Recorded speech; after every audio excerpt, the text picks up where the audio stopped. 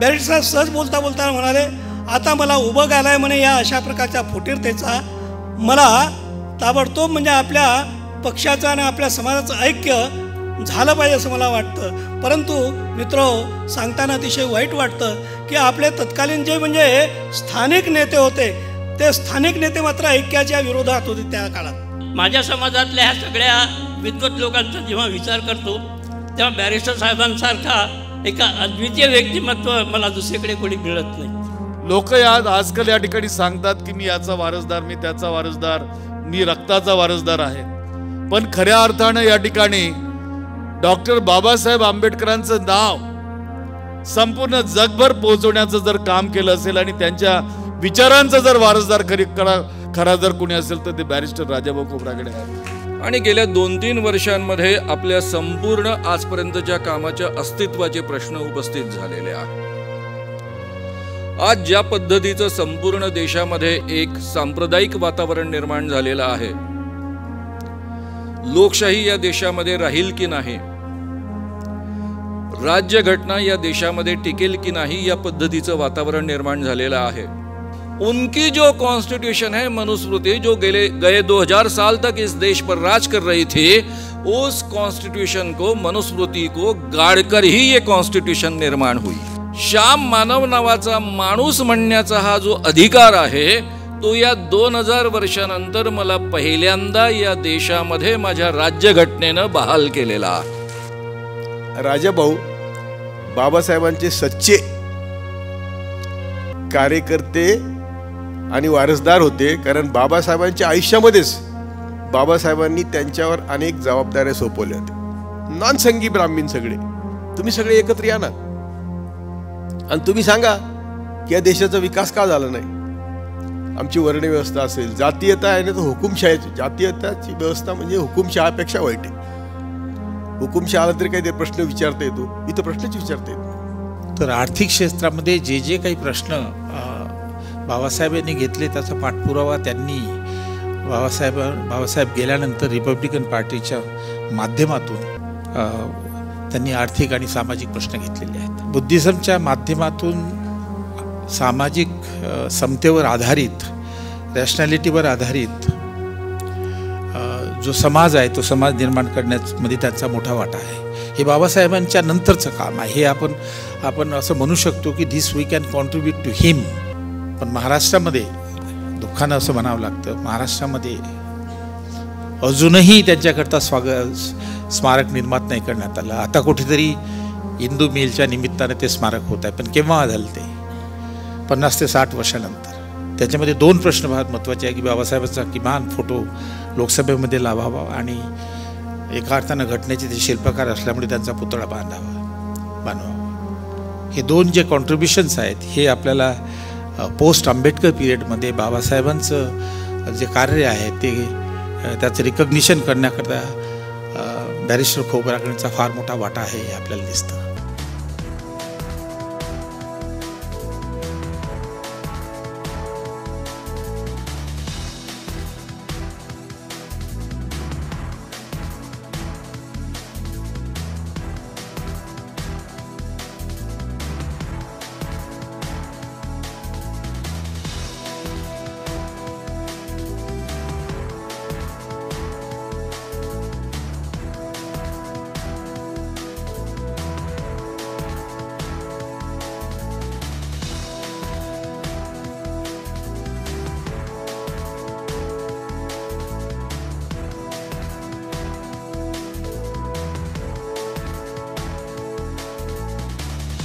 आज या ठिकाणी आपण बॅरिस्टर राजाभाऊ खोब्रागडे यांचा जन्मशताब्दी सोहळा, जन्मशताब्दी वर्ष हे आहे आणि त्या जन्मशताब्दी वर्षाच्या निमित्तानं या ठिकाणी आम्ही नागपूरचे सर्व आणि इतर सगळ्या महाराष्ट्रातील काही जे आंबेडकरी आंदोलनामध्ये, रिपब्लिकन चळवळीमध्ये राबलेले काही कार्यकर्ते आहेत त्यांची अशी अपेक्षा होती की बॅरिस्टर राजाभाऊ खोब्रागडे यांचा जन्मशताब्दी महोत्सव साजरा झाला पाहिजे आणि म्हणून आम्ही या नागपूर शहरामध्ये बॅरिस्टर राजाभाऊ खोब्रागडे जन्म महोत्सव शताब्दी महोत्सव समितीची निर्मिती केली आणि त्या माध्यमानं आज या ठिकाणी आम्ही हा प्रारंभाचा उद्घाटन सोहळा साजरा करीत आहोत. केवळ आजच्याच या कार्यक्रमाने या जन्मशताब्दी महोत्सवाची सांगता होणार नाही किंवा इथेच हा कार्यक्रम किंवा इथेच हा महोत्सव थांबणार नाही, तर 25 सप्टेंबर 24 हा बॅरिस्टर साहेबांचा जो जन्मदिवस आहे, 25 म्हणजे 1925 सप्टेंबर 1925 हा त्यांचा जन्मदिवस आहे आणि आज त्यांच्या जन्मशताब्दी वर्षाला प्रारंभ होत आहे. म्हणून 25 सप्टेंबर 2024 ते 25 सप्टेंबर 2025 पर्यंत वर्षभर आम्ही ह्या संपूर्ण म्हणजे प्रत्येक महिन्यामध्ये एक कार्यक्रम, याप्रमाणे 12 कार्यक्रम आम्ही नागपूरच नव्हे तर महाराष्ट्रातल्या वेगवेगळ्या ठिकाणी, मग ते चंद्रपूर, ब्रह्मपुरी, अमरावती, अकोला, मुंबई, औरंगाबाद, पुणे अशा विविध ठिकाणी आणि महाराष्ट्रच नव्हे तर बॅरिस्टर साहेबांचे चाहते संपूर्ण देशामध्ये आहेत. या त्या ठिकाणीसुद्धा संपर्क साधून आम्ही त्यांचा हा जन्मशताब्दी वर्ष आहे हे साजरे करण्याचा प्रयत्न करीत आहोत. यामागे उद्देश आमचा हाच आहे की बॅरिस्टर साहेब, आपणा सर्वांना माहीत आहे की डॉक्टर बाबासाहेब आंबेडकर यांच्यानंतर आणि स्वतः डॉक्टर बाबासाहेब आंबेडकरांनी आपल्या हयातीमध्ये ज्यांच्या खांद्यावर पहिल्यांदा शेड्यूल कास्ट फेडरेशन आणि त्यानंतर रिपब्लिकन पक्षाचं जे नेतृत्व त्यांच्या खांद्यावर सोपवलं, बॅरिस्टर साहेब जेव्हा बाबासाहेबांनी 1942 शेड्यूल कास्ट फेडरेशनची स्थापना केली, त्या पहिल्यांदाच त्या शेड्यूल कास्ट फेडरेशनचे सरचिटणीस म्हणून बाबासाहेबांनी बॅरिस्टर राजाभाऊ खोब्रागडे यांची नेमणूक केली होती. बॅरिस्टर साहेबचा जो वारसा आहे तो केवळ त्यांच्यापासूनच नाही तर त्यांचे पिता देवाजी बापू खोब्रागडे हे त्या काळी फार मोठे गर्भश्रीमंत होते. त्यांचा लाकडाचा, सोन्याचा, सुतांचा, जसे मागट्यावर आपण ते सूत वगैरे देतो ना, त्यांचा, कोळशाचा, असे अतिशय अनेक म्हणजे क्षेत्रामध्ये त्यांचं एक व्यापारी ते होते. अतिशय गर्भश्रीमंत होते. ते इतके श्रीमंत होते की त्यांच्याकडे 20 मुनीमजी आणि ते केवळ ब्राह्मण जातीचे हे अकाउंटंट होते. म्हणजे इतके ते श्रीमंत होते. असे ते देवाजी बापू खोब्रागडे त्या काळी आमदार होते स्वतंत्र मजूर पक्षाचे. जसे आपण दशरथ पाटील हे तेव्हा आमदार होते आणि त्यांचं बाबासाहेबांना जेव्हा विदर्भामध्ये काम करायचं होतं, विदर्भामध्ये जेव्हा बाबासाहेबांना आपली चळवळ, आपलं आंदोलन, आपले विचार ह्या ठिकाणी सर्व समाजाच्या मुक्तीसाठी पसवायचे होते, तेव्हा या देवाजी बापू खोब्रागडे यांनी फार मोठं योगदान दिलेलं आहे. आणि त्यांचाच वारसा जो आहे, देवाजी बापूंचा जो वारसा आहे तोच बॅरिस्टर राजाभाऊ खोब्रागडे. आणि एवढंच नाही तर देवाजी बापूंचा आणि बाबासाहेबांचा अतिशय निकटचा संबंध होता. आपल्याला माहीत असेल की मी त्या ठिकाणी उल्लेख करणं मला जरुरीचं आहे की जसं निजाम आहे, हैदराबाद स्टेट त्याकडे होतं आणि निजामाला जेव्हा ते भारतीय स्वातंत्र्य म्हणजे ह्याच्यामध्ये संघराज्यामध्ये सहभागी होण्याचं होतं तेव्हा निजाम हा हट्ट धरून बसला होता. परंतु देवाजी बापू खोब्रागडे आणि निजामांचे अतिशय चांगले संबंध होते. आपण वल्लभभाई पटेल यांचं नाव वाचतो की त्यांनी एक लोहपुरुष होते आणि त्यांनी स्वारी करून निजामाला हे केलं. परंतु त्याचं सुरुवात जी अशी आहे, बॅरिस्टर देवाजी बापू खोब्रागडे आणि बाबासाहेब आंबेडकर यांनी मिळून जे आहे निजामाशी संपर्क केला आणि त्यानंतर वल्लभभाई पटेलला सांगितलं आणि मग तो जो आहे तो प्रांत या ठिकाणी आला. असे अतिशय कर्तृत्ववान वारसा लाभलेले बॅरिस्टर राजाभाऊ खोब्रागडे आणि त्यांनी केवळ आपल्या पूर्ण हयातीपर्यंत म्हणजे बॅरिस्टर राजाभाऊ खोब्रागडे असे एकमेव नेते आहेत की एकेकाळी ते गर्भश्रीमंत होते, परंतु जेव्हा त्यांच्या आयुष्याचा अंत झाला, शेवट झाला, तेव्हा त्यांच्याकडे म्हणजे त्यांच्या उपचाराकरितासुद्धा पैसे नव्हते. अशा स्थितीमध्ये केवळ आपण अनेक नेते पाहतो की एकदा ते नेते झाले की इतके नेते होतात की त्याची आता आपणाला सांगण्याची गरज नाही.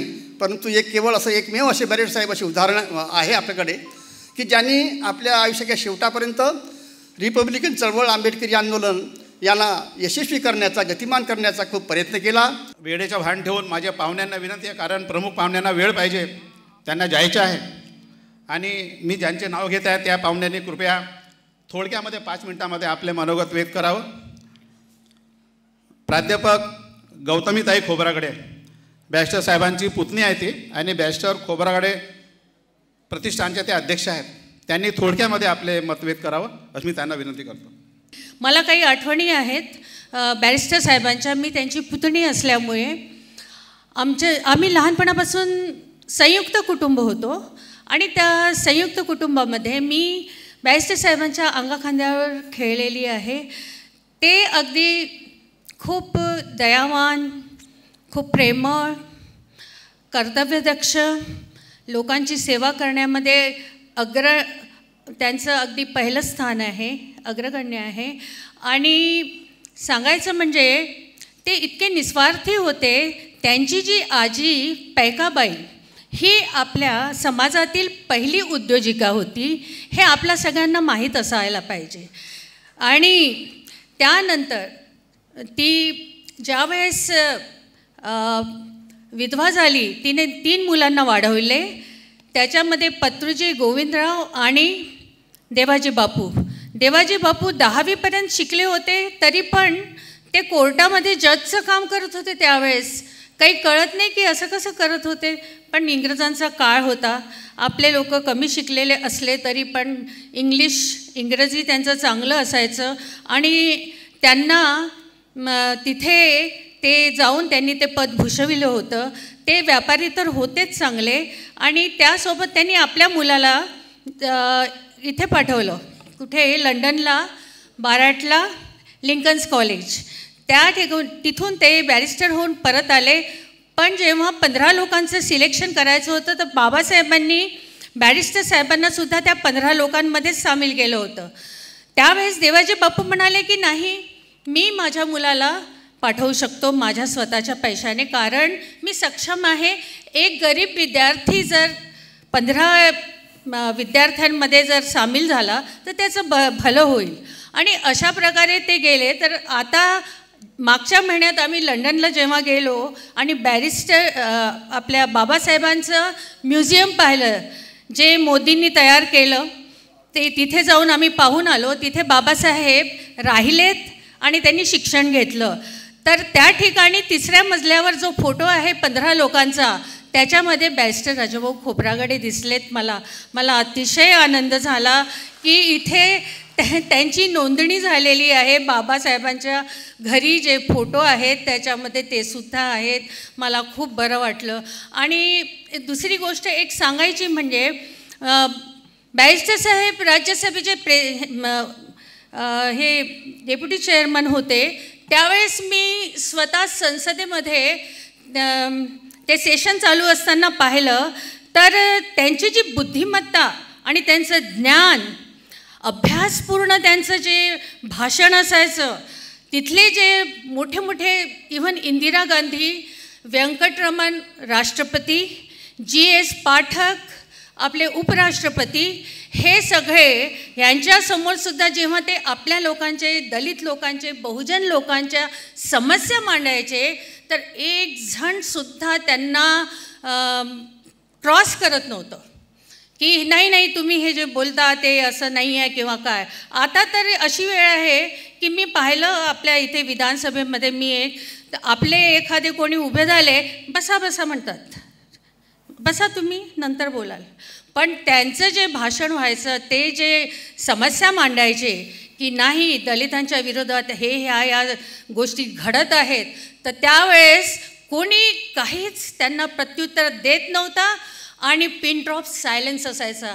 हे मी स्वतः माझ्या डोळ्याने 2-3दा हे मी माझ्या निदर्शनास आलं त्या पार्लमेंटमध्ये. आणि त्यांचा तो सिंहासारखा गर्जना देणारा आवाज आणि त्यांचा एकदम विश्वास, जे काही मी बोलतो आहे ते अगदी ठामपणे आणि अगदी खरं बोलतो आहे. इंदिरा गांधीसुद्धा त्यांना इतकी मानायची, इतका आदर करायची. जेव्हा ते राज्यसभेचे प्रेसिडेंट उपसभापती म्हणून रिटायर्ड झाल्यानंतर चंद्रपूरला होते, तर इंदिरा गांधींनी त्यांना पत्र लिहिलं, राजा भाऊ आप क्या कर रहे हो चंद्रपुर में, आज वो जंगल में क्या कर रहे हो, चंद्रपुर के जंगल में क्या कर रहे हैं आप आ जाइए, दिल्ली में आ जाइए, हम आपको उपराष्ट्रपती बनाएंगे. तर त्यावेळेस ते डिस्कस करत होते घरी आमच्या, मी तिथे होती मोठ्या वडिलांसोबत. तिथे माझी आत्या विश्रांती आत्या होती, तिच्याशी ते बोलत होते. बघ म्हणे, मला त्यांनी पत्र पाठवलं की उपराष्ट्रपती बनवतो, पण नाही, मला हे पद नको, मी काँग्रेसमध्ये जाणार नाही आणि मी माझे मुठभर जरी लोक असले तरी मी त्यांच्याच कार्यासाठी सगळं आपलं बलिदान देईल, परंतु मी बाबासाहेबांच्या विश्वासाला तडा जाऊ देणार नाही. बॅरिस्टर साहेब जेव्हा रविभवनला आमदार निवासला यायचं, मी पण पेपर सकाळी त्यांच्या रूममध्ये मी पण नेऊन द्यायचं. बरेचदा मी त्यांचे प्रेसचे कपडे आणून द्यायचे बॅरिस्टर साहेबांच्या. मला त्यांचा सहभाग लाभलेला, माझ्या खांद्यावर हात ठेवायचे, कार्य अशोका असं ते मलाही बड्या प्रेमानं. त्या काळामध्ये आम्ही तरुण होतो, 20 वर्षाचे. त्यांचे आशीर्वाद मला लाभलेला आहे. आता यानंतर ज्येष्ठ दलित साहित्यिक कवी, माझी वक्त्यांना विनंती आहे की प्रमुख वक्त्यांचे भाषण आपल्याला ऐकायचे आहे. इमू नारनवरे सर आता यानंतर आपलं मनोगत व्यक्त करतील अगदी थोडक्यामध्ये. बॅरिस्टर साहेबांचा आणि माझा असा जवळून असा कुठलाही सहवास आलेला नाही आहे, परंतु आम्ही लहान असताना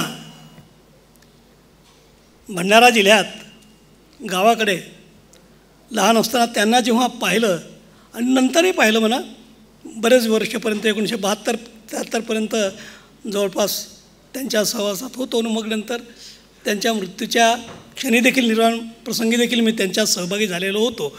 परंतु जेव्हा लहानपणी त्यांना पाहिलेलं होतं 1957 किंवा 58चा तो कालखंड असेल, त्या ठिकाणी चांदोरी म्हणून माझ्या गावाच्या बाजूला एक गाव आहे, त्या ठिकाणी सगळे लोक बाबासाहेबांचा मानसपुत्र येणार आहे कार्यक्रमाला. बाबासाहेबांच्या पुतळ्याचं उद्घाटन होतं. तो उद्घाटन बाबासाहेबांचा मानसपुत्र करणार आहेत. आम्हाला वाटायचं बाबासाहेबांचं मानसपुत्र म्हणजे त्यावेळेस काय कळत नव्हतं तेव्हाचं.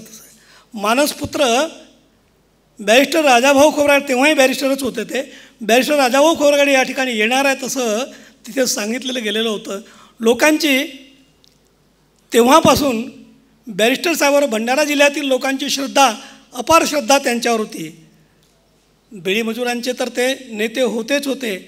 बिडी मजुरांचे नेते म्हणून इथे कुंभारे साहेबांचं नाव घेतलं जातं, नक्कीच ते होते नाही असं नाही आहे, परंतु बिडी मजुरांचे नेतृत्व बॅरिस्टर साहेबांनी ज्या पद्धतीने केलं भंडारा जिल्ह्यात, कारण SM मेश्राम वगैरे, SM रामटेके वगैरे तिथले उके वगैरे वकील, तेव्हा आम्ही त्यांच्यासोबत त्यांना पाहिलेलं आहे. तर बॅरिस्टर साहेबांनी बिडी मजुरांचं नेतृत्व केलं. अर्थात भूमिहीनांच्या सत्याग्रहाच्या वेळेस देखील आम्ही होतो लहानपणी तिथे, तेव्हा भूमिहीनांचा सत्याग्रह त्यांनी केला. त्यांनी नागपुरातील आरक्षण जी शिखर परिषद घेतली, त्या शिखर परिषदेच्या वेळेला मीही काही म्हणजे लोकांच्या मुलाखती घेतलेल्या होत्या. तेव्हा मी BJला विद्यार्थी म्हणून होतो, त्यावर्षी मी त्यांच्या मुलाखती घेतलेल्या होत्या. बॅरिस्टर साहेबांचं नेतृत्व म्हणजे मी आतापर्यंत अनेक नेतृत्व पाहिलेले आहेत. बॅरिस्टर साहेबांचा आवाज, एकदा ते बोलायला उभे झाल्यानंतर त्यांच्या आवाजाचा अशा प्रकारचा एक म्हणजे ठसा लोकांच्या मनावर बिंबायचा की आपोआप ते सभागृह एकदम म्हणजे असं शांत होऊन जायचं. जाहीर सभा देखील शांत होऊन जायची. त्यांचा एक एक शब्द असा अगदी ठोस असायचा, त्या शब्दांमध्ये जबरदस्त वजन होतं. मला असं वाटतं की तशा प्रकारचा आवाज मी अजूनही म्हणजे दुसऱ्या कुणाचा ऐकलेला नाही आहे.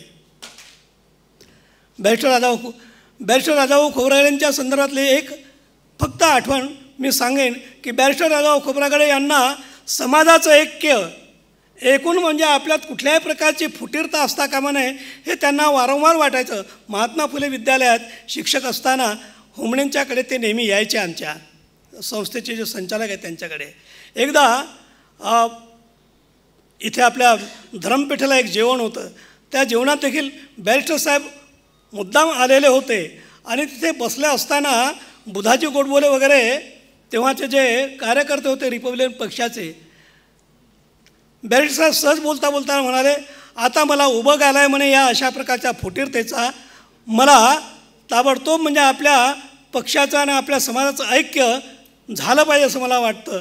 परंतु मित्रो, सांगताना अतिशय वाईट वाटतं की आपले तत्कालीन जे म्हणजे स्थानिक नेते होते ते स्थानिक नेते मात्र ऐक्याच्या विरोधात होते त्या काळात, मी पाहिलेलं आहे. त्यांनी त्यांना बॅरिस्टर साहेबांना म्हणाले, बॅरिस्टर साहब थक गए क्या, हमें ना आपके पीछे, नाही नाही आप म्हणे अभी ऐसी बात मत करू, म्हणजे अशा प्रकारे ऐक्याच्या गोष्टी करू नका. याचं कारण ऐक्य केलं तरी बॅरिस्टर साहेबांचं व्यक्तिमत्व एवढं मोठं होतं की त्यांच्या व्यक्तिमत्वाला त्यामुळे कुठल्याही प्रकारचं म्हणजे गालबोट किंवा कुठल्याही प्रकारचं लहानपण येणार नव्हतं. परंतु हे मात्र गावागाव म्हणजे शहराचे कोणी अध्यक्ष आहेत या गटाचे, तर कोणी दुसऱ्या गटाचे अध्यक्ष, हे अध्यक्षपद त्यांचं गेलं की ते कुठे जातील असं त्यांना वाटायचं. आमचं अध्यक्षपद गेलं तर आमचं काय, हा विचार त्यांच्या मनामध्ये असायचा. आणि त्यामुळे त्यांच्यापेक्षा हे इथले कार्यकर्ते, त्या कालखंडातले कार्यकर्ते ऐक्य होऊ नये या मताचे होते. मी प्रत्यक्ष ऐकलेलं आहे, मी पाहिलेलं आहे. मित्रहो, आता मात्र कार्यकर्त्यांना ऐक्य व्हावं असं वाटतं, परंतु नेते आम्ही ऐक्यवादी आहोत असं म्हणतात, परंतु ऐक्य घडून येत नाही. मला असं वाटतं की या बॅरिस्टर साहेबांच्या जन्मशताब्दी वर्षामध्ये जर अशा प्रकारचा कार्यक्रम झाला, असा उपक्रम जर यशस्वी झाला, तर मला असं वाटतं बॅरिस्टर साहेब यांच्या जन्मशताब्दीचं मोठंच ते फलित होईल. मित्रहो, बरोबर 70 वर्षाआधी बॅरिस्टर साहेबांचा माझा प्रत्यक्ष संबंध आला. आपण लहानपणी शाळेत असताना आपला आवडता नेता कोण असा एक निबंधाचा विषय असतो, आणि त्यावेळी आपण हमखास म्हणजे बाबासाहेब आंबेडकरांना मानणारी जी मंडळी आहे ती बाबासाहेब आंबेडकर हा आमचा भारतीय नेता किंवा महान नेता वगैरे आपण हा निबंध लिहित असतो. असाच निबंध लिहित असताना ज्या बाबासाहेब आंबेडकरांच्या डिग्र्या मी वाचत होतो, त्याच्यातल्या बॅरिस्टर ॲट लॉ ही डिग्री मला अतिशय मोहक वाटत होती. म्हणजे मी इतकं आकर्षित होऊन गेलो होतो त्या बॅरिस्टर ॲट लॉ या पदवीनं, की बाबासाहेब आंबेडकर डॉक्टर आहेत हे तर सगळं मान्यच होतं, परंतु मला ह्या डॉक्टरपेक्षा बॅरिस्टर ॲट लॉ ही डिग्री न जाणे का पण खूप आकर्षित वाटत होती. आणि नेमकं 1954 साली बाबासाहेब आंबेडकर जेव्हा भंडाऱ्याच्या लोकसभेच्या पोटनिवडणुकीला उभे होते, त्यावेळी भंडाऱ्याला जी सभा झाली त्या सभेमध्ये पहिल्यांदा आम्ही बॅरिस्टर साहेबांना पाहिलेलं आहे. सभेचं ते अध्यक्ष होते आणि आपल्या सगळ्यांना माहिती आहे की त्या पोटनिवडणुकीची सगळी व्यवस्था ही बॅरिस्टर साहेबांच्या देखरेखीखाली होती. तेव्हा पहिल्यांदा मी त्यांना तिथे पाहिलं. माझ्या शाळेच्या बाजूला केंद्रीय निवडणूक कार्यालय होतं, म्हणजे रिपब्लिक त्यावेळेचे सिव्हिल कास्ट फेडरेशनचं. त्यामुळे आणि आमच्या गावात जे निवडणूक केंद्र होतं ते आम्ही त्यावेळेचे विद्यार्थी चालवत होतो. त्यामुळे सामानाची देवाणघेवाण करण्यासाठी माझ्यावरती जबाबदारी होती. आणि त्या कार्यालयामध्ये मग दादासाहेब गायकवाड, बॅरिस्टर राधाभाऊ खोब्रागडे या सगळ्या मंडळींचं दर्शन होत होतं. नेमकं दुसऱ्या दिवशी बाबासाहेब आंबेडकरांची सभा भंडाऱ्याला झाल्यानंतर त्यांना गोंदियाला जायचं होतं. आणि आकस्मिकपणे तो जो भंडारा ते गोंदिया बाय रोड जाणार जे होते तो प्रवास तहकूब करून त्यांना गाडीनं जावं लागलं. आणि त्यामुळे आमच्या गावी आमच्या गावचं जे स्टेशन होतं वरठी, त्या ठिकाणी बाबासाहेब आंबेडकर आलेत. त्यांच्यासोबत ही सगळी मंडळी होती. तेव्हाही बॅरिस्टर साहेबांची भेट झाली माझी. माझ्या जीवनातला अतिशय ज्याला म्हणजे मी दिपून ज्या प्रसंगानं गेलो तो प्रसंग म्हणजे प्रत्यक्ष बाबासाहेब आंबेडकरांच्या सोबत मला अर्धा तास त्यांच्यासोबत राहता आलं. रेल्वे स्टेशन बाबासाहेब आंबेडकरांची आम्ही व्यवस्था केली होती गेस्ट हाऊसमध्ये, मग तिथलं जे वेटिंग रूम होतं त्या ठिकाणी. आणि त्या दारावर मी स्वयंसेवक म्हणून उभा होतो आणि प्रत्यक्ष बाबासाहेब आंबेडकरांची त्यावेळी मला बोलता आलं. आणि त्याचवेळी सगळी मंडळी बॅरिस्टरसाहेबांच्या सोबतची सगळी त्यावेळी मला त्यांच्याशी भेटता आलं. त्याच्यानंतर 1957 साली आपल्या सगळ्यांना माहिती की बाबासाहेब आंबेडकरांच्या महापरिनिर्वाणानंतर इथे त्यांनी त्यावेळचं जे शेड्यूल कास्ट फेडरेशन होतं त्याचं एक प्रेसिडियम निर्माण केलं होतं. बाबासाहेब आंबेडकरांच्या ज्या सगळ्या संस्था होत्या त्या सगळ्या संस्थांचं संचालन करणारी एक प्रेसिडियम नावाची संस्था त्यांनी स्थापन केलेली होती. आणि त्या प्रेसिडियमचे बॅरिस्टर साहेब हे अध्यक्ष होते. आणि त्यावेळी त्यांनी ठरवून टाकलं होतं की प्रेसिडेंटची जी मंडळी आहे ती सगळी मंडळी त्यांच्या विशिष्ट त्यांच्या ज्या स्पेशालिटीज असतील, म्हणजे जर कोणी ॲडव्होकेट असेल त्याच्याकडे कायदेशीर बाबी, जो कोणी सामाजिक काम करणारा असेल त्याच्याकडे सामाजिक जबाबदारी, धर्माच्या बाबतीत ज्या काही म्हणजे त्यावेळी आपला दीक्षा समारंभ वगैरे घडवणं ह्याची जबाबदारी यशवंतराव आंबेडकर, अशा प्रकारे त्यांनी कामाची विभागणी केलेली होती.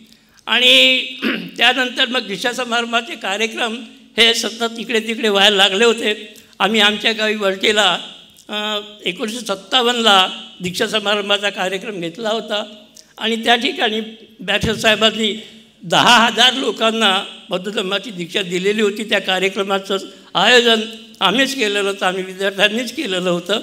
त्यावेळी बॅरिस्टर साहेबांचा प्रत्यक्ष सहवास त्यावेळी मला घडला. त्यानंतर मी जेव्हा नागपूरला शिकायला आलो, रिपब्लिकन विद्यार्थी फेडरेशनचा पहिल्यांदा सेक्रेटरी आणि नंतर अध्यक्ष झालो. त्या दरम्यान मग रिपब्लिकन पक्षाच्या मातहत आम्ही रिपब्लिकन विद्यार्थी फेडरेशनची कार्यप्रणाली होती आमची. त्यामुळे या सगळ्या लोकांशी नेहमी आमच्या चर्चा होत असत. अशा रीतीनं बॅरिस्टर साहेबांचा आमचा अतिशय घनिष्ठ संबंध आला. अनेक साहित्य संमेलनात त्यांना आम्ही ऐकलेलं आहे, त्यांच्याशी चर्चा केलेल्या आहेत, अनेक प्रकारच्या विषयांशी त्यांच्याशी चर्चा केलेल्या आहेत. आणि त्यांनी आम्हाला जे काम सोपवलं असेल त्या सगळ्या ठिकाणी आम्ही त्यांच्यासोबत राहिलेलो आहोत. मी बॅरिस्टर साहेबांच्या अनेक गुणांचं अतिशय साक्षीदार आहे, प्रत्यक्ष पाहिलेला आहे. आणि माझा एक असा स्वभाव आहे की मी कुठल्या माणसावर आंधळेपणानं विश्वास करत नाही. माझा किती जवळचा माणूस असेल, नितीन असो की अजून कोणीही असो, माझा किती जवळचा माणूस असेल त्याच्याकडे मी फक्त एका श्रद्धेच्या भावनेनं कधी बघत नाही. माझ्या विवेकाला जागृत ठेवून त्या व्यक्तिमत्वाचं सामाजिक उत्तरदायित्व जे असेल त्याचं मी मूल्यमापन करत असतो. आणि त्या अनुषंगानं मी जेव्हा माझ्या समाजातल्या ह्या सगळ्या विद्वत लोकांचा जेव्हा विचार करतो तेव्हा बॅरिस्टर साहेबांसारखा एका अद्वितीय व्यक्तिमत्व मला दुसरीकडे कोणी मिळत नाही. खरं म्हणजे बॅरिस्टर साहेबांचा आलेख जर आपल्या डोळ्यासमोर आला तर मला माझ्या लहानपणाचे दिवस या ठिकाणी आठवतात. मी भानखेडा येथील प्रायमरी शाळेमध्ये महानगरपालिकेच्या शाळेत शिकत होतो. झांगरीपुऱ्यात राहायचो आणि भानखेड्यामध्ये त्यावेळेला एक मोठं नाव होतं तुळशीराम पैलवान. म्हणजे भुजुंग जे पैलवान होते त्यांचे वडील तुळशीराम पैलवान. आणि बॅरिस्टर साहेब त्यांच्या घरी येणार होते म्हणून संपूर्ण त्या भागात सगळ्यांना माहिती देण्यात आली. माझ्याच घरासमोर बुद्धविहार असल्याकारणानं तिथून मला माहिती मिळाली. आम्ही लहान लहान पोरं सगळे पळत पळत त्या ठिकाणी गेलोत. आणि एक असं व्यक्तिमत्व, उत्तुंग असं व्यक्तिमत्व. आणि जसं या ठिकाणी माझ्या पूर्वीच्या वक्त्यांनी सांगितलं की त्यांचा आवाज जो होता तो मोहित करणारा आवाज होता. म्हणजे ते जर बोलायला उभे राहिलेत आणि त्या ठिकाणी जर 50 लोक असतील तर हळूहळू त्या ठिकाणी लोक यायची आणि ती 500 कधी व्हायची ती कळतसुद्धा नव्हते. अशा प्रकारे त्या ठिकाणी त्यांचं व्यक्तिमत्व त्या काळात राहिलं. आणि जेव्हा मी कमाल टाकीजवळ राहायला आलो, कमाल टाकीज तर ही आंबेडकरी चळवळीच्या आंदोलनाचं केंद्र राहिलं. आणि ज्या ज्या वेळेला बॅरिस्टर साहेबांचं त्या ठिकाणी भाषण असायचं तर आमचे वडील सांगायचे, रे आज तर बॅरिस्टर साहेबांचं भाषण आहे, चला चला आपण ऐकायला जाऊ. आणि आम्ही ऐकायला जात होतो. एक असा माणूस की लोक आजकाल या ठिकाणी सांगतात की मी याचा वारसदार, मी त्याचा वारसदार, मी रक्ताचा वारसदार आहेत. पण खऱ्या अर्थानं या ठिकाणी डॉक्टर बाबासाहेब आंबेडकरांचं नाव संपूर्ण जगभर पोहोचवण्याचं जर काम केलं असेल आणि त्यांच्या विचारांचा जर वारसदार खरा जर कोणी असेल तर ते बॅरिस्टर राजाभाऊ खोब्रागडे आहेत. आज त्यांचा जन्मशताब्दी महोत्सव चंद्रपूरलाही होतो आहे, याच वेळेला सुरू आहे. परंतु चंद्रपूर ही त्यांची जन्मभूमी, परंतु कर्मभूमी जर खऱ्या अर्थानं राहिली असेल तर ही नागपूर म्हटलं तर वावगं ठरणार नाही. अहो, घरातले लहान लहान मुलं ज्यांच्यात अत्यंत गरिबी आहे, कोणी एम्प्रेस मिलमध्ये काम करतो, कोणी रिक्षेवाला असेल, अशांना नागपूर महानगरपालिकेमध्ये त्यांनी कार्पोरेटर केलं. केवळ कार्पोरेटर नाही केलं तर 4-4 महापौर या शहराला दिलेत आणि 4-4 स्थायी समितीचे अध्यक्षसुद्धा दिलेले आहेत. आणि ते देत असताना त्यांनी त्या ठिकाणी आवर्जून म्हणायचे, अरे तुम्हाला संधी मिळाली आहे ना, आपल्या पोरांना नोकऱ्यासुद्धा द्या. आणि अनेकांना नोकऱ्या त्या ठिकाणी लागल्यात आणि त्या उपायुक्त पदापर्यंत सुद्धा पोहोचल्या, ते सुद्धा हिस्ट्री आहे, इतिहास आहे. काय सांगावं त्या माणसाचं. म्हणजे मला तरी या ठिकाणी सांगावं असं वाटतं. आपण गौतमीताईंनी या ठिकाणी उल्लेख केला लंडन हाऊसचा, बॅरिस्टर साहेबांचा फोटो त्या ठिकाणी. ताई अशीच वेळ होती त्यावेळेला 2014च्या पूर्वी. निवडणुका 10-15 दिवसावर आल्यात आणि लंडनमधनं मला चक्रवर्तींचा फोन आला की लंडन हाऊस जे आहे बाबासाहेबांचं लंडनमधलं घर, त्याची निलामी निघाली आहे. मी ताबडतोब मेलवरती कागद मागवलीत.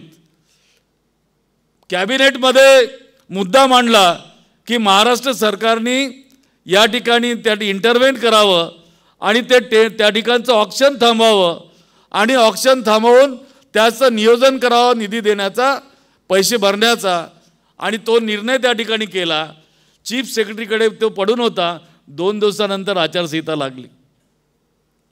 आपण उल्लेख केला मोदी सरकारचा, मोदींनी केला ते ठीक आहे, परंतु ज्यांनी ऑक्शन थांबवलं, ज्यांनी निधी त्या ठिकाणी उपलब्ध करून दिला, त्याचाही वाटा त्या ठिकाणी आहे. त्यामुळं बॅरिस्टर साहेबांचा फोटो त्या ठिकाणी आज दिसतो आहे.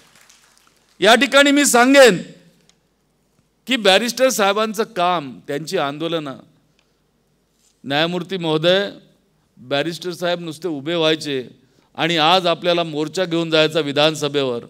लाखोच्या संख्येने मोर्चे आंबेडकरी चळवळीतील, रिपब्लिकन चळवळीतील जर या विधानसभेवर धडकले असतील तर ते बॅरिस्टर साहेबांच्या नेतृत्वात निघालेले आहेत, दुसऱ्या कोणाच्या नेतृत्वात निघालेले नाही आहेत. आणि जेव्हा ते बोलायला उभे राहायचे तर विधानसभेत बसलेला मुख्यमंत्री सुद्धा थरथर कापत होता, हे सुद्धा आम्ही पाहिलेलं आहे. आणि त्यांच्या शिष्टमंडळांना सामोरं जाताना सुद्धा पाहिलेलं आहे. थवेच्या थवे लोकांचे. मग भंडारा जिल्ह्यातनं, गोंदियातनं, तुमच्या कामठीतनं, उमरेडमधनं, कुठूनही होत, चारही बाजूनी नागपूरच्या रस्त्यांवर थवेच्या थवे त्या काळात दिसायचे. आम्ही पोरं. आणि मला तर एक प्रसंग असा आठवतो की मी कॉलेजमध्ये होतो आणि त्या काळामध्ये बॅरिस्टर साहेब लोकसभेला उभे होते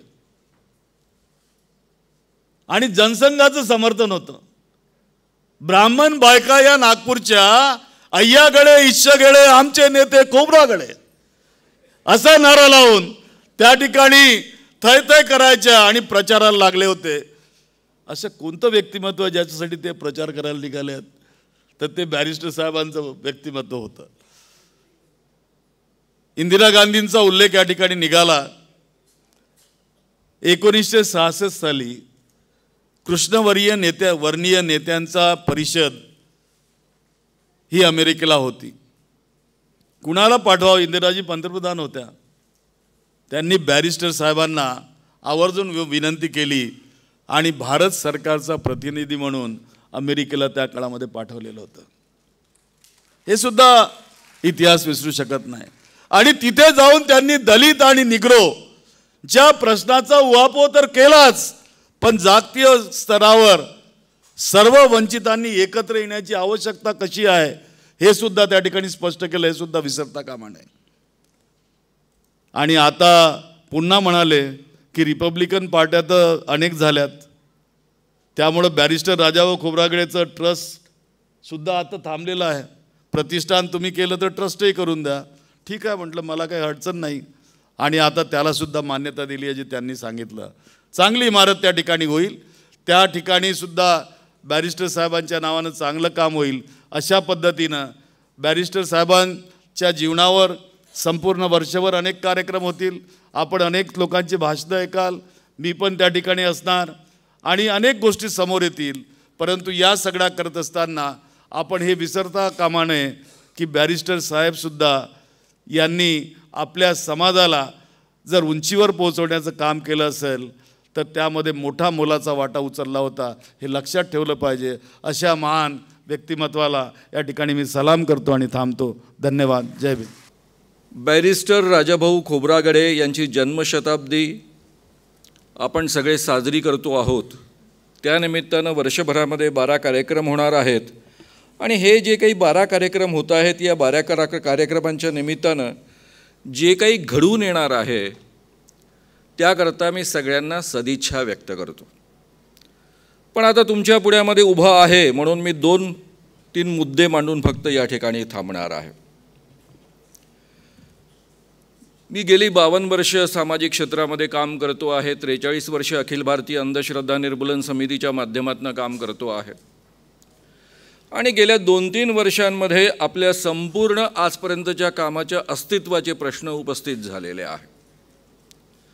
आज ज्या पद्धतीचं संपूर्ण देशामध्ये एक सांप्रदायिक वातावरण निर्माण झालेलं आहे, लोकशाही या देशामध्ये राहील की नाही, राज्यघटना या देशामध्ये टिकेल की नाही या पद्धतीचं वातावरण निर्माण झालेलं आहे. त्या पार्श्वभूमीवर जी माणसं आजपर्यंत समाजामध्ये समतेकरता काम करत आलेली आहे त्या सगळ्यांच्या मनामध्ये काही चिंता निर्माण झालेली आहे. मधल्या काळामध्ये नागपूरमध्ये धीरेंद्र कृष्ण महाराज नावाचे महाराज आले होते. त्या निमित्तानं मला अनेकांचे जे फोन यायचे त्यापैकी एका बाबाचा मला फोन आला. हरिद्वारचे अतिशय मोठे महंत होते. ते मला म्हणाले कि मानव साहब आप बहुत अच्छा काम कर रहे हैं, आपके काम में हम शरीक होना चाहते हैं, लेकिन हमारे मन में कुछ सवाल है. आप में किसी भी प्रकार का अंधविश्वास नहीं है? मैंने बोला जी नहीं है. आपने हमारी कॉन्स्टिट्यूशन की प्रस्तावना पढ़ी है? कॉन्स्टिट्यूशन पढ़ी है? मैंने बोला जी हाँ पढ़ी है. ये कॉन्स्टिट्यूशन की प्रीएम्बल में कहा गया है कि वी द इंडियन पीपल, हम भारतीय लोग. मैंने बोला जी हाँ. इसका मतलब ऐसा है कि हम भारतीय लोगों ने ये प्रीएम्बल लिखी है, ये कॉन्स्टिट्यूशन लिखी है और अपने आप को समर्पित की है. बोला जी हाँ बिल्कुल बात सही है. आप इस बात को मानते हो? बोला जी हाँ मानता हूँ. पुढचा प्रश्न त्यांनी मला असा विचारला कि जब ये कॉन्स्टिट्यूशन की प्रस्तावना लिखी गई तब आप वहाँ हाजिर थे? मैंने बोला जी नहीं, क्योंकि ये प्रस्तावना 22 जनवरी 1947 को पंडित जवाहरलाल नेहरू जी ने संविधान सभा में रखी, वो सम्मत हुए, तब मैं पैदा भी नहीं हुआ था. मैं 51 साल में पैदा हुआ. जब आप वहाँ हाजिर नहीं थे, इसके बावजूद आप मानते हो कि ये प्रस्तावना और ये कॉन्स्टिट्यूशन हम भारतीय लोगों ने लिखी है और अपने आप को समर्पित की है, ये सबसे बड़ा अंधविश्वास है ना. याला उत्तर देताना मी एवढंच म्हणालो कि आपकी बात बिल्कुल सही है. ये जो कॉन्स्टिट्यूशन है, ये कॉन्स्टिट्यूशन हम आम लोगों के लिए निर्माण की गई है, आप जैसे लोगों के लिए नहीं है. आप जैसे लोग जो ब्रह्मा के मुख से पैदा हुए, डायरेक्टली इस पृथ्वी पर अवतरित हुए हैं, उनकी जो कॉन्स्टिट्यूशन है मनुस्मृति, जो गए 2000 साल तक इस देश पर राज कर रही थी, उस कॉन्स्टिट्यूशन को, मनुस्मृति को गाड़कर ही ये कॉन्स्टिट्यूशन निर्माण हुई.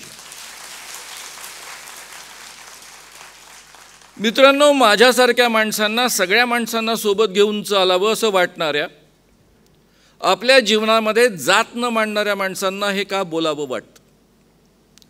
मी माझ्या आयुष्यामध्ये जातपात मानत नाही. ज्यावेळेस मला वयाच्या 19व्या वर्षी कळलं की आपली आडनावं जाती प्रदर्शक असतात, तेव्हापासून आडनाव टाकलं आणि मानव नाव धारण करून आम्ही काम करतो आहोत. मी एकटा नाही आहे, माझ्यासारखी अनेक मुलं त्या काळातली आहेत. आणि असं असताना असं का बोलावं लागतं?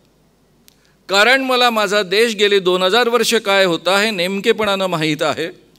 त्याचा इतिहास मला माहीत आहे, आजची परिस्थिती मला माहीत आहे आणि त्याचं गांभीर्य या निमित्तानं फक्त मी तुमच्यापर्यंत पोहोचवू इच्छितो. मी आज बोलताना मोठ्या अभिमानानं म्हणत असतो की श्याम मानव नावाचा एक माणूस तुमच्या पुढ्यामध्ये बोलतो आहे. श्याम मानव नावाचा माणूस म्हणण्याचा हा जो अधिकार आहे तो या 2000 वर्षानंतर मला पहिल्यांदा या देशामध्ये माझ्या राज्यघटनेनं बहाल केलेला आहे. माणूस म्हणून अस्तित्व मान्य केलेला आहे. माणूस म्हणून केवळ अस्तित्व नव्हे तर अधिकार पण मला बहाल केलेला आहे. आपल्यापैकी कदाचित अनेक लोकांना असं वाटेल की हे काय प्रकरण सुरू आहे. मला जर बोलावं लागलं असतं परंपरेनुसार, समजा काही कारणानं या देशामध्ये या पद्धतीची राज्यघटना निर्माण झाली नसती, हा देश जसा गेली 2000 वर्ष चालत आलेला आहे, ज्यावेळेस हिंदू राजे होते, काही त्यामध्ये शूद्र राजे होते, त्यानंतर या देशामध्ये मुस्लिम राजे झालेत, या देशामध्ये इंग्रजांचं राज्य राहिलं, आणि तरीही सर्वसामान्य स्तरावर, सामाजिक स्तरावर या देशामध्ये नेहमी मनुस्मृतीचं राज्य राहिलेलं आहे. 1999 सालच्या 1899च्या घटनेपासून मी सुरुवात करतो. शाहू महाराज पंचगंगा नदीमध्ये स्नान करत होते. त्यांचा ब्राह्मण त्यांच्या पुढ्यामध्ये मंत्र म्हणत होता, जो त्यांच्या पदरी नोकर होता. तो पुराणोक्त पुराणातले मंत्र म्हणत होता. शाहू महाराजांच्या लक्षात आणून देण्यात आलं की हा म्हणतोय ते मंत्र वेदांमधले नाहीत. शाहू महाराजांनी प्रश्न विचारला की माझ्या पुढ्यामध्ये तू वेदांमधले मंत्र का नाही म्हणत? त्यावर त्यांच्या पदरी नोकर असणाऱ्या ब्राह्मणाने उत्तर दिलं, राजे महोदय, तुम्ही जरी राजे असला तरी तुम्ही जन्माने शूद्र आहात, आणि शूद्र आहात म्हणून तुम्हाला वेद ऐकण्याचा अधिकार नाही, त्यामुळे मी तुमच्या पुढ्यामध्ये वेदांमधले मंत्र म्हणू शकत नाही. मी केवळ तुमच्या पुढ्यामध्ये पुराणातले मंत्र म्हणू शकतो. शाहू महाराजांना राग आला, त्याला काढून टाकलं. त्यानंतर प्रचंड आग लागली, पुण्यामध्ये आग लागली. काँग्रेसचे पुढारी लोकमान्य टिळक यांनी अग्रलेख लिहिले, लेख लिहिले, आणि त्यामध्ये स्पष्टपणे सांगितलं की शाहू महाराज क्षत्रिय आहेत की शूद्र आहेत याच्या चर्चेला काहीही अर्थ नाही. कारण मुळामध्ये शाहू महाराज हे शूद्रच आहेत, कारण कलियुगामध्ये केवळ 2च वर्ण शिल्लक आहे, एक ब्राह्मण आणि दुसरा शूद्र.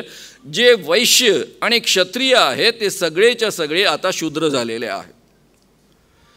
त्यावर चर्चा करण्यात आली, प्रतिप्रश्न विचारण्यात आला टिळकांना की शिवाजी महाराजांचं काय? त्यावर त्यांनी उत्तर दिलं की शिवाजी महाराजांना गागाभट्टाने केवळ राज्याभिषेकापुरता तात्पुरता अपवाद केलेला होता. म्हणजे शिवाजी महाराज आधी शूद्र होते, राज्याभिषेकापुरतं त्यांना फक्त तात्पुरतं क्षत्रिय बनवण्यात आलं होतं, आणि पुन्हा ते शूद्र होते, आणि त्यामुळं संपूर्णच्या संपूर्ण वंशज जे आहेत शिवाजी महाराजांचे शाहू महाराजांपर्यंत ते शूद्र आहेत. आणि म्हणून जर मला आज म्हणावं लागलं असतं परंपरेनुसार, तर मला म्हणावं लागलं असतं श्याम मानव नावाचा एक शूद्र तुमच्या पुढ्यामध्ये बोलतो आहे, कारण ही या देशामधली आपली खरी ओळख राहिलेली असते. मित्रांनो, हे परिवर्तन एका दिवसामध्ये झालेलं नाही. 1920 साली याच ठिकाणी नागपूरमध्ये काँग्रेसचं अधिवेशन भरलं होतं. हेच लोकमान्य टिळक पुढे जाऊन काँग्रेसचे अतिशय मोठे पुढारी झाले. जर त्यांच्याच विचारांची काँग्रेस असती, त्यानंतर या देशाला स्वातंत्र्य मिळालं असतं, तर या पद्धतीची राज्यघटना कधीतरी निर्माण होऊ शकली असती काय? 1920 साली 25 डिसेंबरला महात्मा गांधी टिळकांच्या मृत्यूनंतर या काँग्रेसच्या अधिवेशनामध्ये अध्यक्ष म्हणून बोलत होते. अंत्यच संमेलनामध्ये काही वाक्य त्यांनी वापरली, ती मी तुमच्यापर्यंत पोहोचवू इच्छितो. मैं एक हिंदू हूँ, रूढ़िवादी हिंदू होने का मैं दावा करता हूँ. मैं एक सनातनी हिंदू हूँ, लेकिन मेरे धर्म में जो छुआछूत की प्रथा है वो सबसे बड़ा पाप है, और उसे मिटाना मैं अपना कर्तव्य मानता हूँ. हे जे ते बोलले, त्यानंतरचं त्यांचं पुढचं वाक्य आहे, जो व्यक्ति जाति के आधार पर भेद करता है, ऊंचता नीचता मानता है, वो कभी सनातनी हिंदू नहीं हो सकता. त्यावेळेसची काँग्रेस ही उच्चभ्रूंची काँग्रेस होती. प्रतिप्रश्न गांधींना विचारण्यात आले कि आप बोल रहे हो कि आप भगवद गीता को मानते हो, धर्मग्रंथों को मानते हो, और हमारे धर्मग्रंथों में ये कहा है, भगवद गीता में कहा है, यानी ऋग्वेद में, पुरुष सूक्त में कहा है, मनुस्मृति में कहा है, ब्रह्मा के मुख से ब्राह्मण पैदा हुए, पैरों से शूद्र पैदा हुए, उसको रिपीट नहीं करते बैठता मैं. फिर आप कैसे क्या बोल रहे हो? त्यावर महात्मा गांधी असं म्हणतात, मेरे धर्मग्रंथों में कुछ भी कहा हो, फिर भी जो मेरे सत्सद विवेक बुद्धि को जचता नहीं है, मानव जाति के लिए जो हितकारक नहीं है, उसको मैं स्वीकारूंगा नहीं. और हमारे धर्मग्रंथों में कई मनगढ़ंत चीज़ें कही गई है. आणि त्यानंतर मित्रांनो 1920 पासून काँग्रेस बदलत जाते. काँग्रेसमध्ये वेगवेगळ्या जाती धर्माच्या लोकांना सम्मिलित करून घेतल्या जातं, त्यांच्यामध्ये बंधुतेचा भाव निर्माण केला जातो, समानतेची प्रक्रिया निर्माण केली जाते, त्यामध्ये एवढंच नव्हे तर स्वातंत्र्याची आस निर्माण केली जाते. जो देश गेली 2000 वर्ष जवळपास गुलाम राहिलेला आहे त्यांच्यामध्ये स्वातंत्र्याची आस निर्माण केली जाते, न्यायाप्रती जागरूकता निर्माण केली जाते आणि ही चारही मूल्य अतिशय उत्तम पद्धतीनं भारतीय आंदोलनामध्ये, स्वातंत्र्याच्या आंदोलनामध्ये पेरली जातात. ती प्रॅक्टिकली अंमलात यायला सुरुवात होते. स्त्रियांना मोठ्या प्रमाणावर यामध्ये सहभागी करून घेतलं जातं आणि त्या सगळ्यांचा परिपाक म्हणून या पद्धतीची राज्यघटना आपल्याला प्राप्त झालेली आहे. आम्ही इतिहास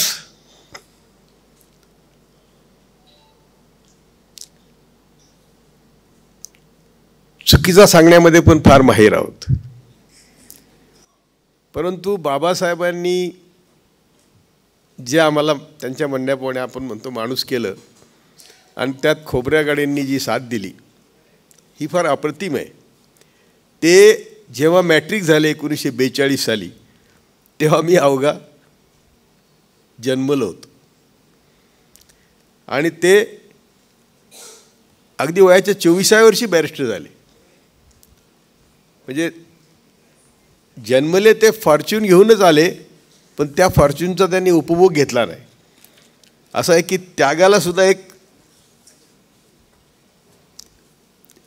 त्यागाची एक परंपरा लागते, ती इथं दिसते. बाबासाहेबांनी उदंड काय काय करू शकले असते, पण त्यांनी फक्त आम्हाला माणूस करण्यासाठी स्वतःचं सगळं अर्पण केलं. मी असं नेहमी म्हणायचो की बाबासाहेबांनी त्यांच्यासारखे कार्यकर्ते निर्माण का झाले नाहीत, असं माझा एक प्रश्न होता. पण मी आता हे बघितल्यानंतर राजाभाऊ बाबासाहेबांचे सच्चे कार्यकर्ते आणि वारसदार होते, कारण बाबासाहेबांच्या आयुष्यामध्येच बाबासाहेबांनी त्यांच्यावर अनेक जबाबदाऱ्या सोपवल्या होत्या. कारण बाबासाहेब गेल्यानंतर अनेक टिमक्या वाजवतात, पण हे बाबासाहेबांच्या आयुष्यामध्येच त्यांच्यावर ह्या जबाबदाऱ्या सोपवल्या होत्या आणि त्यांना अगदी भारतीय शेड्यूल कास्ट फेडरेशनचं सचिवपद, पुढे या सगळ्या पदं दिली आणि त्याचं त्यांनी सार्थक केलं. पण हे जेव्हा सार्थक करतात तेव्हा आमची पण सर्वांची जबाबदारी आहे ना. आम्ही त्यांची नावं घेतो, तर त्यांच्या पावलावर पाऊल चालण्याची जी आमची जबाबदारी आहे ती आम्ही पार पाडतो का, आम्हाला आत्मपरीक्षण केलं पाहिजे. मी नेहमी म्हणतो की तुम्ही जगाचा इतिहास बघा ना. हिटलरने देश बर्बाद केला, आज त्याचा देश टॉपला आहे. मुसोलिनीने देश बर्बाद केला, त्याचा पण देश टॉपला आहे. आमच्या लाखोपट पुढे आहेत देश ते.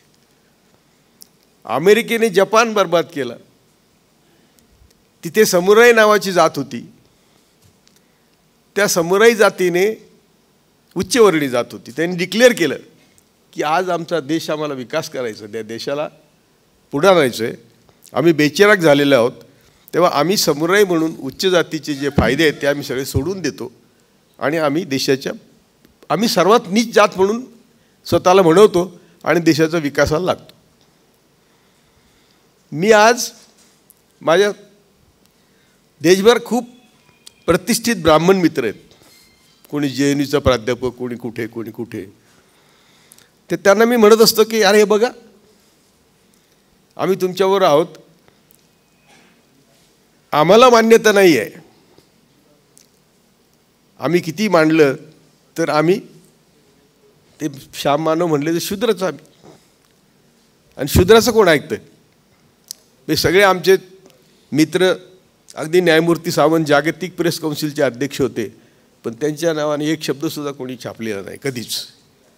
तर ठीक आहे, अनसंग आमचे लोक मरतात, तुमची जात तुम्हाला नॉनसंगी ब्राह्मण सगळे, तुम्ही सगळे एकत्र या ना आणि तुम्ही सांगा की या देशाचा विकास का झाला नाही. आमची वर्णव्यवस्था असेल, जातीयता आहे ना, तर हुकुमशाहीची, जातीयताची व्यवस्था म्हणजे हुकुमशहापेक्षा वाईट आहे. हुकुमशहा आला तरी काहीतरी प्रश्न विचारता येतो, इथं प्रश्नच विचारता येत नाही. त्यामुळं या देशामध्ये आज अशी परिस्थिती आहे की आम्ही बाबासाहेबांच्या संविधानाचा खऱ्या अर्थाने अभ्यास केला नाही. त्यांनी सांगितलं बाबासाहेबांनी एवढं फ्रीडम दिलं होतं देशाला की 1 रुपयाला ती कॉन्स्टिट्यूशन ठेवली आणि ती देशातल्या सगळ्या लोकांनी वाचली आणि सांगितलं की तुमच्या दुरुस्त्या सांगा. 7 लाख दुरुस्त्या आल्या होत्या, 7 लाख, आणि त्या प्रत्येकाला उत्तर दिलेलं आहे. केवढे कष्ट हो, केवढी मेहनत, तब्येत बरी नव्हती आणि प्रत्येकाला उत्तर दिलं आहे आणि त्यांनी सुचवलेल्या दुरुस्त्या स्वीकारल्यात. जेवढ्या स्वीकारल्या तेवढ्या स्वीकारल्या किंवा त्यांचं समाधान केलं की तुमच्या स्वीकारता येत नाहीत. मतदार यादी करायची तर कशी केली, तर ते उच्चवर्णीयांच्या वस्त्या तेवढेच आपले लोक त्यांचे मतदार यादीत नाव करतील म्हणून पूर्व, पश्चिम, दक्षिण, उत्तर, ईशान्य, नैऋत्य अशा सगळ्या दिशांना जाऊन तुम्हाला लोक निवडली पाहिजेत. आणि ते जे त्या वयाची अट होती 21 वर्ष, ते कसे काढायचं, सगळेच अडाणी, कोणाला वय सांगताच येत नाही. मग त्याला विचारायचं की ते खोब्रागडे वारले 86 साली, तेव्हा तू किती वर्षाचा होता? मग तो 12 वर्षाचा, 10 वर्षाचा. काय तुमच्या गावाला नदीला पूर आला तेव्हा तू किती वर्षाचा होता? म्हणजे जिकरीने कित्येक महिने मतदार यादी करून 11-12 कोटी लोकांची नावं काढली होती. तुम्ही कल्पना करा की हे काय सोपं काम होतं का? आणि हे रात्रंदिवस यांना काम करावं लागत होतं. पंडित नेहरू आणि बाबासाहेब म्हणजे यांना नेहरूंचा एवढा द्वेष काय? तर 1926 पासून नेहरू म्हणत होते की हे शेतकरी शेतमजुरांचं राज्य असेल. अडचणी खूप असतात. मी नेहमी सांगतो की कुणी सत्तेवर असू द्या, नेहरू असू द्या, नाही तर मोदी असू द्या, नाही तर औरंगजेब असू द्या, सत्ता कोण चालवत होतं? सत्ता नेहमी हा वर्ग चालवतो ज्याला आम्ही आत्ता ब्राह्मणवादी म्हणतो, परंतु सत्ता नेहमी त्यांच्या हातात असायची. कुणी येऊ द्या. अगदी मोहम्मद बिन कासिम आला, कुणी आणला? सोरटी सोमनाथ लुटला तेव्हा कोणाच्या मदतीने लुटला?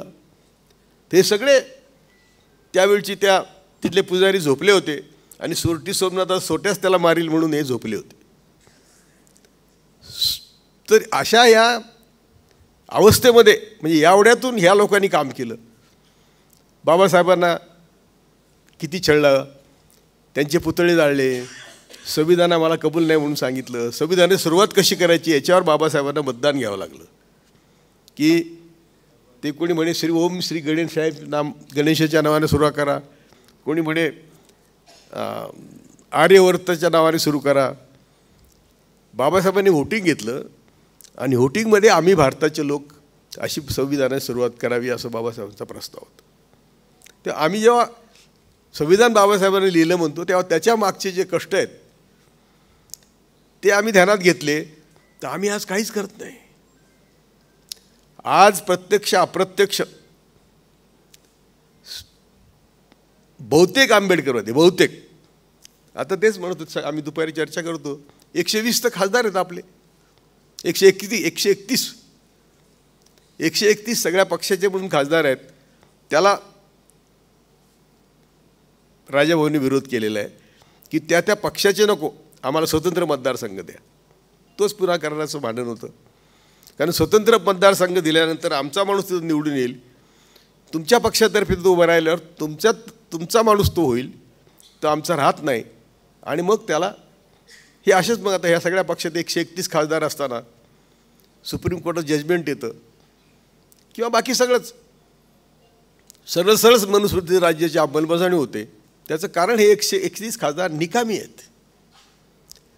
तर कुठं समाजाचं दुःख आहे हे समजण्याची ताकद ह्या लिडरशिपमध्ये होते, म्हणून ते नेते झाले. त्यांची वैचारिक पातळी किंवा त्यांच्यावर असलेला आमचा विश्वास म्हणजे प्रचंड विश्वास होता या लिडरशिपवर, म्हणून ते नेते झाले. आमच्यावर कोणाचा विश्वासच नाही. आम्ही किती सांगितलं म्हणजे जेवढे मोर्चे बॅरिस्टर साहेबांनी काढले, मी त्यांची तुलना नाही करत, माझे लाखाने मोर्चे आहेत, पार भंडारापासून तर सावंतवाडीपर्यंत. आमच्यावर विश्वास कोण ठेवते आणि आमच्याबद्दल चांगलं कोण म्हणते? पण त्यांनी त्यांची ताकद वेगळी होती. ते म्हणत होते, त्यांचा आवाजच असा होता की मोहित व्हायचे लोकांनी भाषणाला यायचे. त्यावेळचा समाज आणि आजच्या समाजामध्ये फार फरक आहे. आजचा समाज अत्यंत लबाड झालेला आहे, स्वार्थी झालेला आहे आणि तो स्वार्थाच्या पलीकडे काही बघायलाच तयार नाही. बाबासाहेबांच्या जीवाला जीव देणारे जे नेते होते त्यातले बॅरिस्टर राजाभाऊ आहेत, आणखी काही नेते असतील होतील, परंतु तो एक काळ होता की ज्या काळामध्ये बाबासाहेबांसारखा माणूस उभा राहिला. आता मी जाणार आहे कुठंतरी, एक समारंभ आहे, बाबासाहेबांच्या शाळेचा पहिला दिवस, काहीतरी नोव्हेंबरमधला 7 नोव्हेंबर की 9 नोव्हेंबर काहीतरी आहे. बाबासाहेबांनी काय केलं असेल शाळेत जाताना? आम्हाला शाळा आहेत, म्हणजे आता मी तर विदर्भात बघितलं आहे, अरे आमच्या पश्चिम महाराष्ट्रात शाळाच नव्हत्या. मी ज्या गावात जन्मलो तिथं शाळाच नव्हती. व्हॉलंटरी शाळेचा एक शिक्षक यायचा आणि तो त्याच्या मनाने यायचा आणि देवळात बसायचा, मारुती देवळात. आता चंद्रपूरला 35 साली ज्युबिली हायस्कूल होतं. तर ही फार भाग्याची गोष्ट आहे. म्हणजे विदर्भ त्या दृष्टीने फार पुढारलेला होता शिक्षणाच्या बाबतीत आणि तो त्याचं सगळ्यांचं कामाचा परिणाम, बाबासाहेबांच्या राजाभाऊच्या कामाचा परिणाम आहे, अनेकांचा कामाचा परिणाम आहे हा. तर हे जे आम्ही बघतो आत्ता, याच्यावर आम्ही कधी आत्मपरीक्षण करणार की आमची पण जबाबदारी आहे. आता मी यांच्या ट्रेड युनियनच्या ऑफिसमध्ये गेलो होतो, तर मी ट्रेड युनियन कधीपासून जातो, जज झाल्यापासून ट्रेड युनियनची सभाना जातो. अरे म्हणलं तुम्ही प्रबोधनाचे सेंटर चालवा. फुले शाहू आंबेडकर कामगार चळवळीचं काम काय, नुसतं पगारवाढ नाही, तर तुम्हाला या समाजाला प्रबोधन करून जागं केलं पाहिजे. म्हणून तुमचे प्रबोधनाचे वर्ग चालवा. पहिल्यांदा कामगारांचे चालवा. कामगारांना फक्त वाटतं की ट्रेड युनियन म्हणजे फक्त भाववाढ, पगारवाढ, असा नाही त्याचा हेतू. तर तो प्रत्येक गोष्टीला ते डिस्टॉर्ट केलेलं आहे आणि जाणून बुजून केलेलं आहे. म्हणजे कोणी आता ट्रेड युनियन भटच चालवणार. आता त्यांनी सांगितलं होतं की ते त्यांच्या संघाच्या सगळ्या युनियन आहेत मोठ्या आणि त्या सगळ्यांना सरपास केलं. कम्युनिस्टांना केलं, काँग्रेसला केलं, कारण त्यांचे जे नेते होते ते हेच होते. त्यामुळंच ह्या सगळ्या व्यवस्था अशा पद्धतशीर पोखरून काढलेल्या आहेत की आम्हाला रात्रंदिवस काम करूनही पुढील 500 वर्ष आम्ही बाबासाहेबांच्या लेवलला येऊ शकत नाही, राजाभाऊंच्या लेवलला येऊ शकत नाही, अशी परिस्थिती करून ठेवलेली आहे. तुकडोजी महाराजांनी तेच सांगितलं. म्हणजे सगळे विदर्भातले, जसे मी म्हटलं की शिक्षणाचं परंपरा चांगली आहे, तशी गुरूंची परंपरा चांगली, संतांची परंपरा, प्रोग्रेसिव्ह संत आहेत.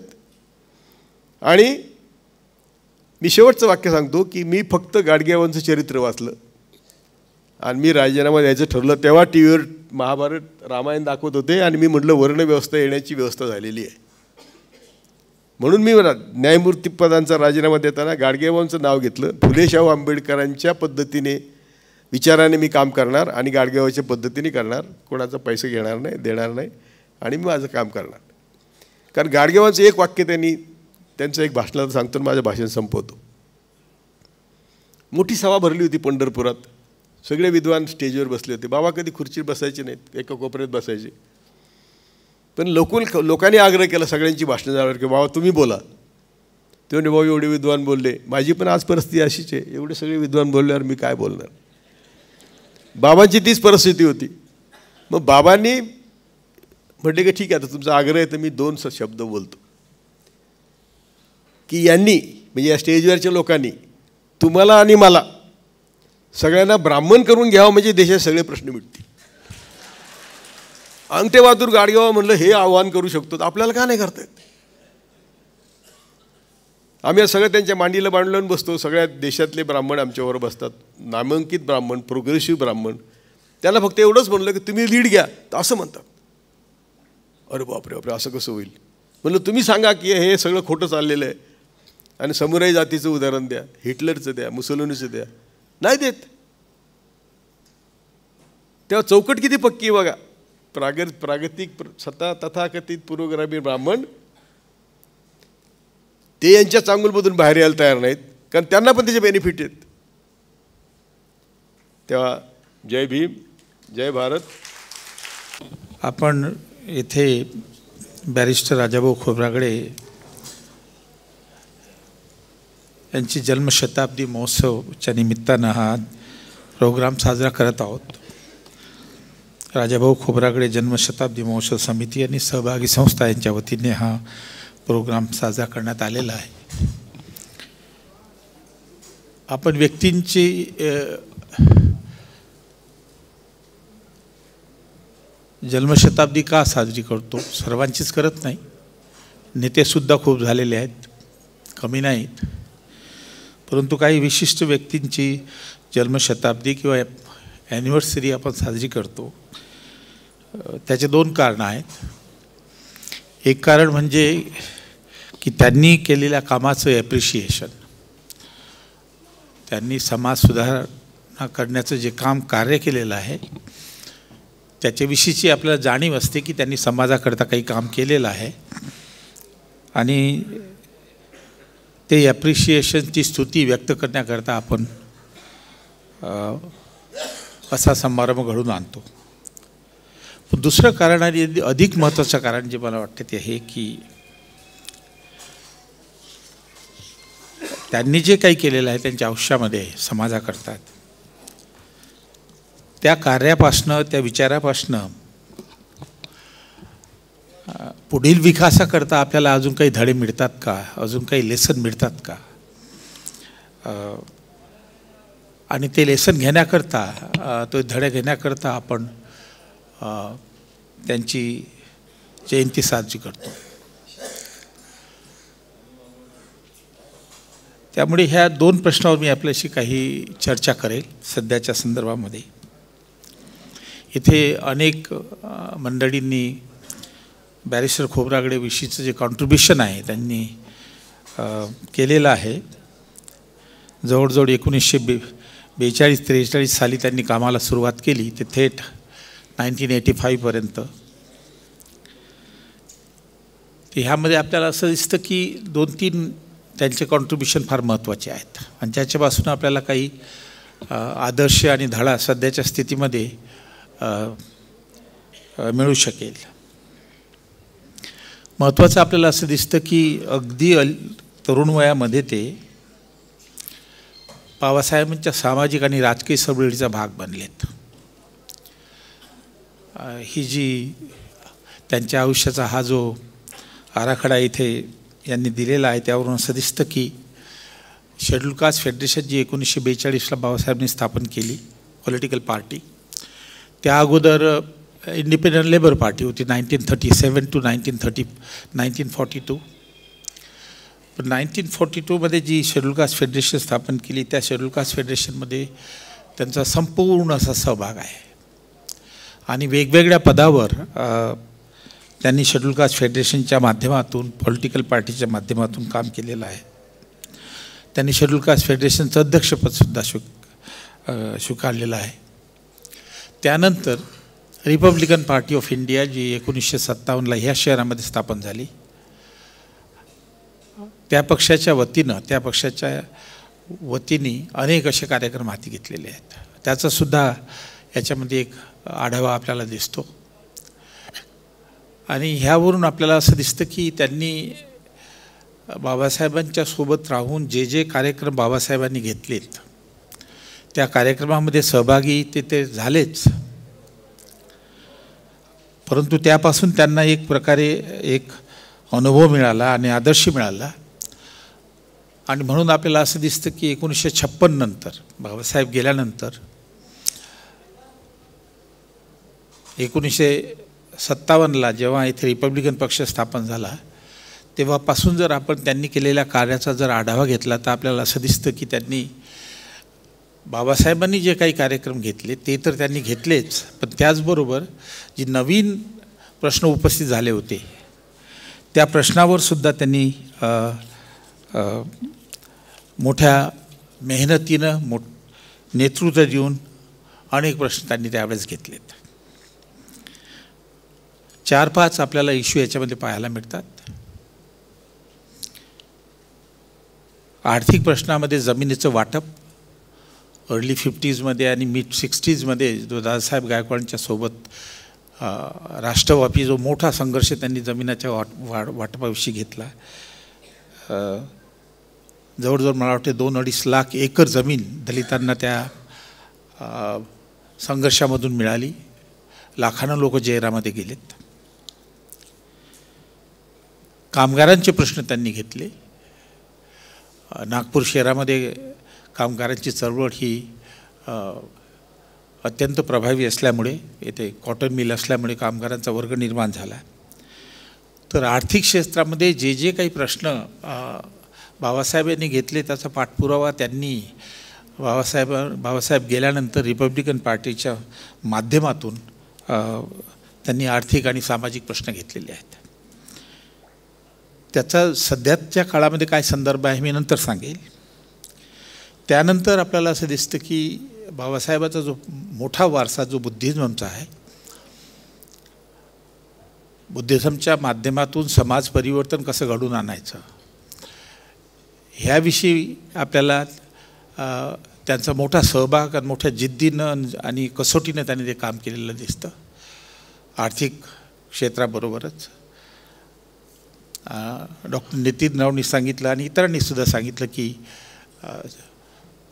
येथे धर्मदीक्षेचा समारंभ झाल्यानंतर त्याच्या दुसऱ्या दिवशी 1 दिवसानंतर चंद्रपूरला जे एकमेव दुसरं परिवर्तन झालं, धम्मपरिवर्तन बाबासाहेबांच्या प्रेझेन्समध्ये जे झालं ते बॅरिस्टर खोब्रागडे, राजाभाऊ खोब्रागडेंच्या मेहनतीमुळे आणि इनिशिएटिव्हमुळे ते झालेलं आहे. परंतु नंतरसुद्धा आपल्याला असं दिसतं की अनेक ह्या शहरामध्ये आणि बाहेर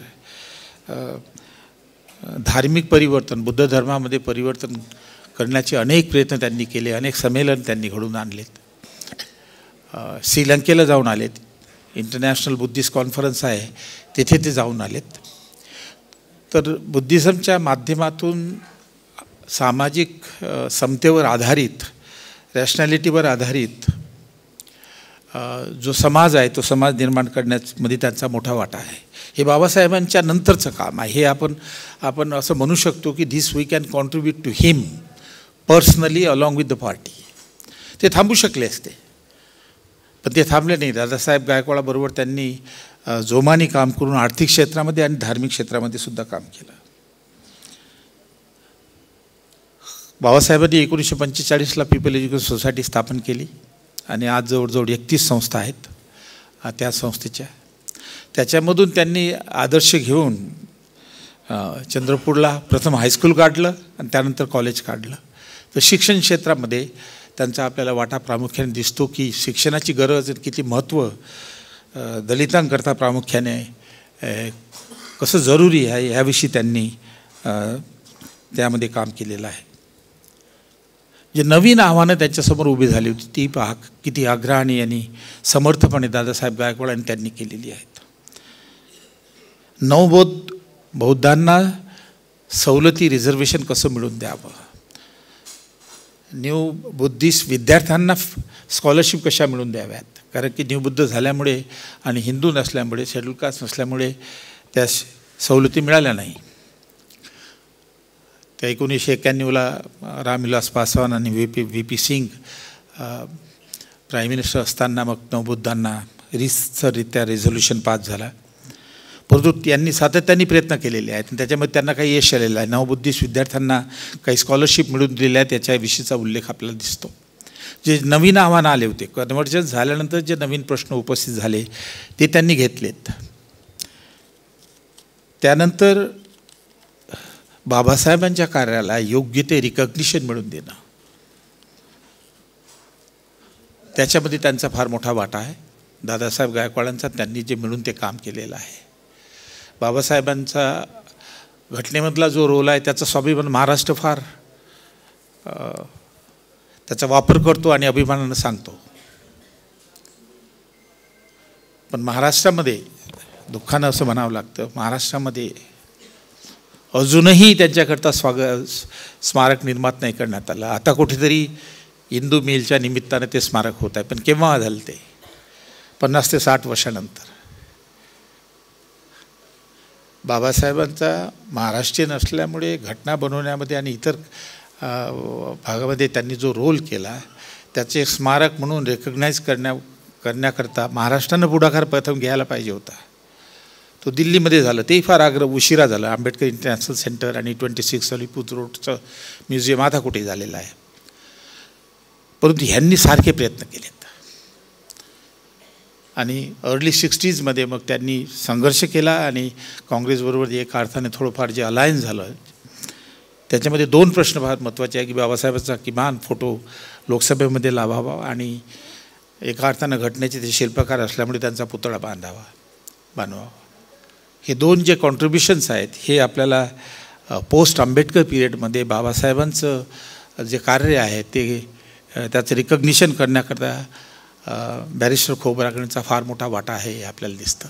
आजच्या या कार्यक्रमाचे अध्यक्ष UGC आणि ICSSRचे माजी अध्यक्ष आणि आर्थिक क्षेत्रात ज्यांची विद्वत्ता अगदी भारतापासून अमेरिकेपर्यंत ओळखली जाते असे डॉक्टर सुखदेवरावजी थोरात यांनी अगदी आताच आपले वक्तव्य या ठिकाणी मांडलेले आहे आणि समाजाची जी वाताहत झालेली स्थिती आहे त्याचे काही कारणांची मीमांसा त्यांनी त्यांच्या भाषणातून या ठिकाणी केलेली आहे. मी त्यांची या ठिकाणी आयोजन समितीतर्फे आभार मानतो आहे.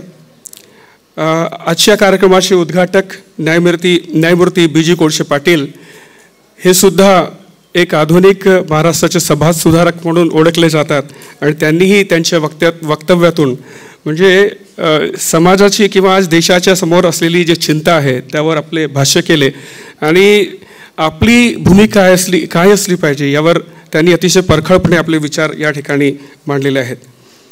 त्यानंतर आजच्या कार्यक्रमाचे प्रमुख पाहुणे आणि महाराष्ट्रातील संपूर्ण आंबेडकरी जनतेचे सुप्रसिद्ध आणि आवडते मंत्री किंवा आमदार डॉक्टर नितीनजी राऊत या ठिकाणी त्यांनीसुद्धा बॅरिस्टर राजाभाऊ खोब्रागडे यांच्या आठवणींना उजाळा दिला.